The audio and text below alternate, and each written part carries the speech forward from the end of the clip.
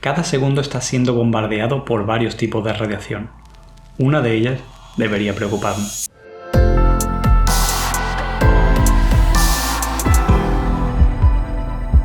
Vives en un mar de radiación. Si utilizas un teléfono móvil, estás siendo irradiado por microondas. Lo mismo ocurre si estás conectado a internet por wifi o si tienes un teclado inalámbrico. Pero no voy a hablar de este tipo de radiación, sobre el que ya hay innumerables estudios y regulaciones. Tampoco voy a hablar de la radiación ionizante, capaz de alterar las moléculas de tu cuerpo causando quemaduras, cáncer o incluso la muerte, como ocurrió a su descubridora, Marie Curie. Mientras que la radiación ionizante es fácil de medir, la radiación de la que voy a hablar consiste en otra partícula, con la que estamos siendo irradiados en mucha mayor cantidad, y que es casi imposible de medir. Estoy hablando de la radiación de neutrinos, partículas que se generan en entornos tremendamente dispares, desde la atmósfera terrestre hasta las explosiones de supernova, y desde los reactores nucleares hasta los plátanos. No obstante, la mayoría de neutrinos que recibimos proceden del interior del Sol. Son tan difíciles de detectar que hacen falta estructuras enormes para conseguir, de forma indirecta, percibir su existencia. Y el motivo por el que conseguimos detectarlos es que son extremadamente abundantes. De hecho, cada segundo, billones de neutrinos atraviesan tu cuerpo. Un búnker puede protegerte de todas las radiaciones emitidas en una explosión nuclear, menos una. No hay muros lo suficientemente anchos para protegerte de los neutrinos. Y sin embargo, nadie está hablando de esta radiación. La razón por la que nadie se preocupa por esta radiación de neutrinos es sencilla, es irrelevante.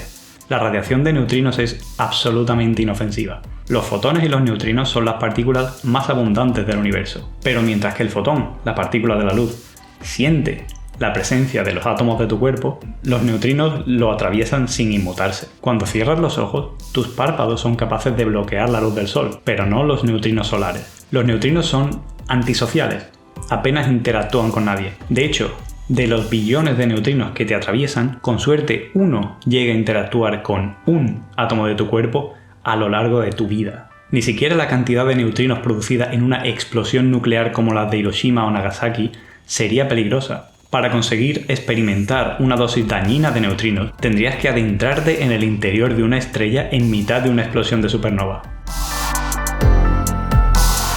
Habiendo llegado a este punto, quizá pienses que este vídeo es puro clickbait. Y en efecto, esa era mi intención, atraer tu atención. Pero a pesar del tono sensacionalista, todo lo que he contado en esa sección es científicamente válido. Es la siguiente sección, la que comienza con una falacia. Dije, la razón por la que nadie se preocupa por la radiación de neutrinos es sencilla, es irrelevante. Esta frase asume que la gente no se preocupa de cosas irrelevantes, e indirectamente presupone que, si fuera algo importante, atraería la atención de las masas. ¿Pero es realmente así? Hagamos una matriz de preocupación.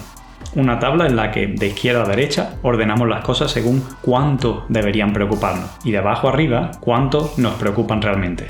Si la sociedad fuese consciente de los grandes problemas del mundo y trabajara activamente en resolverlos, las cosas estarían distribuidas en diagonal desde la esquina inferior izquierda hasta la superior derecha. Sería una sociedad sensata, preocupada por los problemas que importan y sin distraerse por cosas banales. En el caso diametralmente opuesto, si la sociedad ignorase los problemas acuciantes y se distrajera con cosas irrelevantes, sería una sociedad imprudente. Ni siquiera nos alertaríamos de nuestra propia extinción, escondida en el cuadrante inferior derecho. ¿Cómo es la matriz de preocupación en nuestra sociedad actual? Imagina que hoy se estrellara un avión con 600 personas a bordo. Se convertiría en el mayor accidente aéreo de la historia, con más víctimas aún que el tristemente famoso desastre de Tenerife. Aparecería en todas las noticias, sería portada de periódicos de todo el mundo y tema de tendencia en las redes. Y con razón, ya que sería una horrible tragedia. Pero hay muchas otras tragedias de las que no se habla. Tragedias que son cualitativa y cuantitativamente incluso peores. Por poner un ejemplo, cada año mueren unos 5,2 millones de niños en el mundo. Sin embargo, si la mortalidad infantil global fuera tan baja como en la Unión Europea, solo morirían unos 0,5 millones.